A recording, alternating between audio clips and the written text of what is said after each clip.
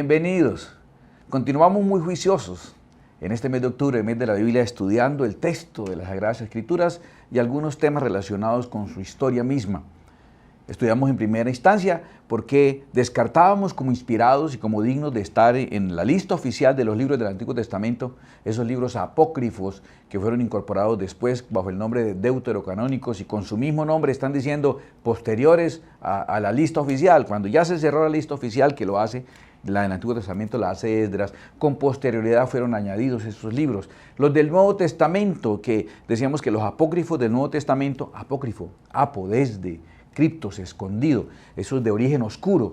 Los libros de origen oscuro del Nuevo Testamento, apócrifos, los consideramos nosotros unos libros como pseudoepigráficos, que significaba de autor falseado, que se le han adjudicado a unos autores y no son esos los autores, procurando, según vimos, dos cosas: dar datos e información que la Biblia no da sobre algunas etapas de la vida de Cristo, por ejemplo, esos que son de falsedad histórica, y otros introducir falsedad doctrinal, que es el segundo grupo, para muy amparados y muy impulsados por ese pensamiento gnóstico que combatió a la primera iglesia y que la primera iglesia confrontó, como lo vimos en la clase anterior, espero que con suficiente claridad.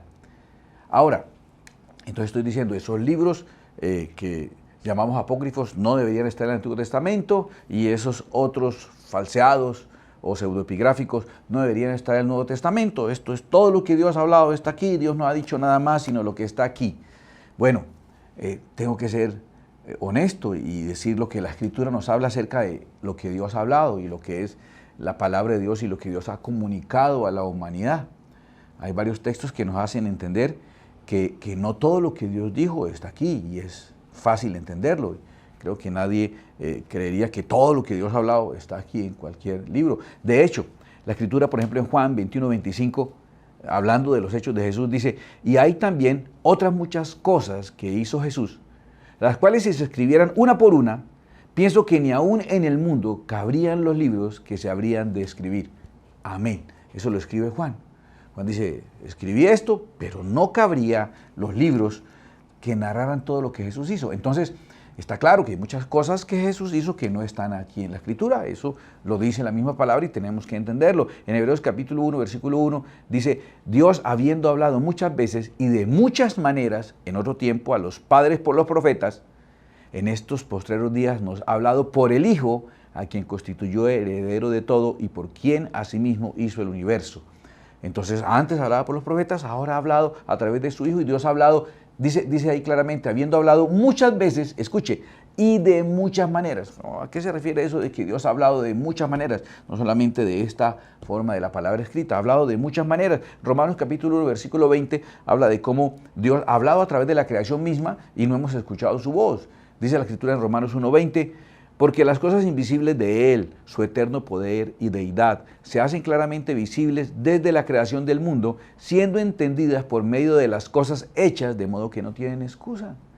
O sea, la creación también es palabra de Dios. Dios ha hablado a través de la creación y no hemos escuchado. El Salmo capítulo 19, versículos 1 en adelante, dice: los cielos cuentan la gloria de Dios y el firmamento anuncia la obra de sus manos. Un día emite palabra a otro día y una noche a otra noche declara sabiduría. ¿Te acuerdas que no hay sonido ni palabra, ni has oído su voz? Y sigue diciendo cómo Dios a través de los cielos mismos y de su obra Dios ha estado hablando.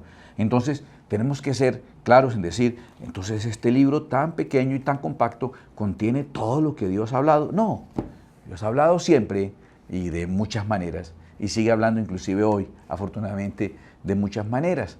Tenemos también la palabra profética más segura, a la cual hacéis bien en estar atentos, como una antorcha que alumbra el camino mientras el lucero de la mañana, que es Cristo Jesús, regresa, la palabra hecha persona. Algún día estaremos frente a la palabra hecha persona, entonces ya ahí sí está contenido toda la palabra de Dios en la persona de Jesucristo. Pero mientras tanto, mientras viene el lucero de la mañana, pues tenemos una antorcha, la antorcha que nos ha sido entregada. Entonces yo quisiera darte un concepto con relación a la Escritura para que, si quieres, ojalá quieras, lo asumas como tuyo, como una norma. Y es que todo lo que está en este libro es la palabra de Dios. Pero toda la palabra de Dios no está en este libro. Todo lo que está en este libro, quitando esos apócrifos que les expliqué por qué están por fuera del Antiguo y del Nuevo Testamento, y los pseudoepigráficos, explicándote por qué están por fuera. Entonces te digo que todo lo que está en este libro puedes con tranquilidad tomarlo como la palabra profética más segura a la cual hacéis bien con estar atentos. Está atento a esta palabra, porque es la palabra profética más segura. Todo lo que está aquí es la palabra de Dios, pero obviamente entendemos que toda la palabra de Dios no está ni en este libro, ni en ningún otro libro, porque como Juan mismo lo dice, no cabría. Hay un caso particular que se presta para mucha discusión, inclusive para mucha confusión. Está en Juan capítulo 7, verso 38. Jesucristo mismo dijo ahí en Juan 7, 38, el que cree en mí, como dice la Escritura, de su interior correrán ríos de agua viva. Y entonces Jesús está diciendo que como la Escritura dice, está haciendo una cita textual, está diciendo que en la Escritura dice que el que cree en el Mesías, en Jesucristo, el que habría de venir, entonces del interior de él correrían ríos de agua viva. Y entonces empezamos a buscar en qué parte de la Escritura que tenemos dice que correrían ríos de agua viva desde dentro del que cree en el Cristo, en el Mesías. Y miramos en la Escritura y no lo dice. Jesucristo está haciendo, entonces tenemos tres probabilidades solamente. Primero, está haciendo una cita textual de un texto que quedó fuera de la Escritura. Entonces eso nos diría a nosotros, bueno, entonces quiere decir que si hay libros que Jesús consideraba dignos de ser referidos, dignos de ser mencionados, y no quedaron de la Escritura. La primera posibilidad es esa, que realmente cuando el Señor dice, el que cree en mí, como dice la Escritura, y la Escritura no lo dice, entonces alguna parte de la Escritura que Jesús consideraba válida no quedó dentro de la Biblia. Tenemos un problema ahí. Ahora, ese problema lo han solucionado de esta manera, algunos, que es el segundo punto. Primero, Jesús está citando un texto que quedó fuera de la Biblia. Segundo, que hay un asunto de puntuación. Tú sabes que la puntuación aparece con posterioridad y que entonces lo que Jesús está diciendo es el que cree en mí, no de cualquier forma, no como enseña la tradición, no el que cree en mí como a él le parece, no el que cree en mí como la cultura diga, sino el que cree en mí como dice la Escritura. ¿Sí? De él correrán ríos de agua viva. Está hablando claramente del Espíritu que habríamos de recibir nosotros. Entonces, ¿cómo defienden eso? De que de pronto Jesús citó un texto que quedó fuera de la Biblia, diciendo que la puntuación está incorrecta. Jesús no está diciendo, el que cree en mí, como por allá dice en la Escritura. No, que Jesús está diciendo, el que cree en mí no de cualquier manera, sino de la manera como lo dice la Escritura. Bueno, eso podría ser una aclaración válida. Ahora, otra aclaración válida, que es la que a mí más me satisface, es que la Escritura sí lo dice, no de manera textual. Ezequiel capítulo 47 habla como de la casa de Dios, que sería el pueblo de Dios. El creyente mismo es templo del Espíritu Santo. El tema que está hablando Jesús ahí en Juan capítulo 7, 38, claramente es hablando del Espíritu que habemos de recibir los que creemos en Él. Entonces está hablando de nosotros, que según la Escritura misma somos templo del Espíritu Santo. Y Ezequiel 47, léalo, y habla claramente como del templo que es revelado en Ezequiel 47, que en el Nuevo Testamento entendemos que el templo, entonces somos nosotros, que somos templo del Espíritu Santo. ¿Cómo corre desde el lado derecho del altar? ¿Cómo corren aguas que se convierten en un río de agua viva? Y entonces tú lees Ezequiel 47 y ves cómo se va guiado por el ángel sumergiendo Ezequiel hasta los tobillos, rodillas, muslos, y totalmente es arrastrado por ese río vivo que lo arrastra, que es el Espíritu Santo, que sale del templo. ¿Qué es el templo? El creyente, que es templo del Espíritu Santo. Entonces Jesús está haciendo seguramente referencia no a la cita textual, sino a la cita conceptual. El concepto que está ahí en Ezequiel 47, de que el templo tiene un fluir de un río de agua viva, Jesús lo está usando claramente para explicar que al igual que ese templo, ahora el verdadero templo del Espíritu Santo, que es el cristiano, de él fluye ese río de agua de vida. Entonces entenderíamos que Jesucristo está haciendo una cita no textual, sino conceptual de lo que narra Ezequiel 47. Y entonces estaríamos aclarando esa discusión. Todo esto para llegar a un punto interesante. Espero hablarles pronto sobre traducciones y versiones también, para que todo este mes de octubre tengamos una clase de bibliología y estemos un poquitico más enterados de ese fascinante y maravilloso texto, la profecía más segura, la antorcha que no fue dada. No está perfecto como el lucero de la mañana que es Cristo Jesús. Cristo es el verbo de Dios hecho carne, Juan capítulo 1, versículo 1. Toda la palabra de Dios está convertida en persona, pues en la persona de Cristo Jesús está contenida en Cristo toda la palabra de Dios. Pero el lucero de la mañana es un astro inmenso, comparado con una antorcha que nos ha sido dada, pero esta antorcha es la profecía segura que nos alumbra el camino y que hacemos bien en estar atentos a lo que dice esta palabra, que es nuestra lámpara, que es nuestra antorcha, y con ella tenemos el camino seguro. Y si sigues con la inquietud y dices, bueno, y si de verdad hay cosas que se quedaron por fuera, o peor aún, hay cosas que quedaron adentro y no deberían estar. Muchos critican que el libro de Cantares debía estar ahí. Parecía un libro que rompe con toda la linealidad de la escritura, porque no lo entienden adecuadamente. Inclusive se ha cuestionado al libro de Esther, algunos al libro de Esdras, y se cuestionan el Eclesiastés por algunos términos y conclusiones a las que llega Salomón en su etapa oscura, por ejemplo. Entonces, una gran duda. Bueno, ¿y si algo que es realmente de Dios no quedó adentro? ¿Y si algo que quedó adentro no es de Dios? Yo quiero decirte que claramente esta palabra, Señor, nos ha sido entregada por nuestro Rey, Señor y Salvador. Recuerda lo que te enseñé en la clase anterior.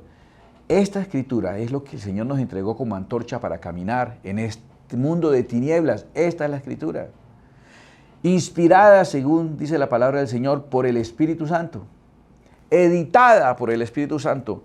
Él ha hecho que quede dentro lo que Él quiere que quede dentro y ha hecho que quede fuera lo que Él quiere que quede afuera. Muy sencillo. Tiene un Antiguo y tiene un Nuevo Testamento. En el Testamento una persona pone lo que quiere poner. Cuando hagas tu testamento, alguien dirá, pero ahí en el testamento no quedaron ciertas cosas que Él también... no las quiso poner. ¿Por qué? ¿Por qué no quiso ponerlas? Porque las quiso dejar para otros o porque no quiso que fueran incluidas. El que hace el testamento decide qué queda dentro del testamento. El Espíritu Santo decidió qué quedaba dentro de este testamento. Y el iluminador, para que la entiendas cuando la lees, es también el Espíritu Santo. Entonces la actitud, que me parece a mí lógica, y me parece a mí sensata, y me parece a mí prudente, es acatar lo que esta antorcha dice, de que esta profecía segura debemos obedecer, lo que el Señor nos dice a través de esta palabra. Y tú preocupado por, bueno, y los otros escritos apócrifos, los pseudoepigráficos, los deuterocanónicos y todos esos otros demás escritos. Y yo te digo, ¿por qué? ¿Ya acabaste con este? ¿Ya obedeciste todo lo que aquí decía? ¿Quieres ir sin equivocaciones y no asumir riesgos? Empieza por estudiar, por ejemplo, el Sermón del Monte y empieza a obedecerlo, mandato por mandato, regla por regla de lo que Jesús manda. Y puedes darte cuenta que se nos va la vida tratando de obedecer lo que tenemos, mientras otros tratan de buscar otras cosas más. Está muy bien que si el profesor te pone unos cuantos ejercicios de tarea, está muy bien que hagas otros ejercicios adicionales. Lo que está muy mal es que por estar haciendo otros ejercicios adicionales, no hagas los que él puso de tarea. Está muy bien que hagas cosas más que tu jefe no te ha mandado. Lo que está muy mal es que lo que te mandó no lo hagas por estar haciendo las cosas de más. Mi consejo, de verdad, de todo corazón y con sinceridad, es lo que yo hago. Incluso te lo digo así con franqueza, es mi actitud hacia este texto.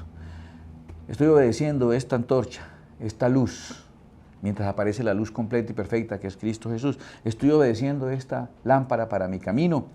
Y ahí voy, y te cuento que me falta muchísimo. Y hasta donde veo las cosas, no me va a alcanzar lo que queda de vida, a pesar de que el Señor quiera en su misericordia darme muchos años más. No me alcanzarán esos muchos años más. Juan decía, no cabrá en la tierra todos los libros que se escriban de cada detalle. Y yo te digo, no habría suficiente años, así viviera cualquier cantidad de milenios, para obedecer todo lo que aquí se dice al detalle. Entonces, antes de complicarte con lo externo, que no se te ha mandado y que como no se te ha mandado, seguramente no se te pedirá cuenta. Cuando el Señor dice que al que mucho se le da, mucho se le demanda, explica que hay una relación estricta entre lo que se te demanda con relación a lo que se te encargó. Que el juez justo no va a pedirte cuentas por algo que no te encargó. Esto nos ha sido encargado. Obedece, conoce, estudia, aprende. Agradece que Fue inspirada por el Espíritu, editada por el Espíritu y ahora iluminada por el Espíritu Santo y camina por lo que esta palabra te muestra. Cuando termines de obedecerla toda, ojalá termines, no creo, pero cuando termines, entonces buscas qué otras cosas más vas a obedecer, pero por ahora tenemos suficiente con esta bendita palabra del Señor. Te invito a crecer en ella, a amarla, a conocerla, a hacerte un seguidor acérrimo, continuo, convencido, comprometido en el estudio, el conocimiento y la puesta por obra de la verdad que está contenida en esta profecía segura, antorcha para nuestro camino en este mundo de oscuridad. Oremos. Padre amado que estás en el cielo, te doy muchas gracias, Dios mío, por esta palabra que nos ha sido entregada. Dios mío, mi actitud, Señor, antes de cuestionar, antes de tratar de perturbar la claridad de este mensaje, antes de contaminarla, antes de estar presto a recibir cosas extrañas y de afuera, mi actitud, y espero que sea la de los sinceros seguidores de tu palabra, es obedecerla y conocerla, ponerla en práctica, profundizar en ella. Tengo suficiente. Me muestra a Cristo, me muestra el camino. Tu palabra dice, nosotros la estudiamos porque creemos que ahí tenemos la vida eterna, pero lo que ella realmente hace es dar testimonio de Cristo Jesús. He conocido a Cristo a través de esta palabra, cada día lo conozco más, cada día lo amo más y por eso también cada día agradezco más por esta bendita, divina palabra. Mi anhelo no es contaminarla, mi anhelo no es confundirla, mi anhelo es conocerla y ponerla por obra. Que sea también el anhelo de los sinceros estudiantes de tu palabra. Es lo que te ruego en el nombre de Jesucristo, mi amado Señor, y te doy gracias. Amén y amén. Tenemos bastante por obedecer. Obedece la profecía más segura, la antorcha para nuestro camino. Que Dios te bendiga. El propósito de Dios con este canal no es reemplazar tu iglesia, ni tu tiempo personal de estudio y de búsqueda de la presencia de Dios. Es apoyarte en tu crecimiento espiritual y el conocimiento de las Escrituras. Tú puedes apoyarnos a nosotros también cada vez que ves un video, cada vez que le das like, que lo compartes. Cuando te suscribas a nuestro canal, invitas a otros a suscribirse también. Es la manera en que tú nos apoyas para que nosotros también podamos seguirte apoyando. Que Dios te bendiga.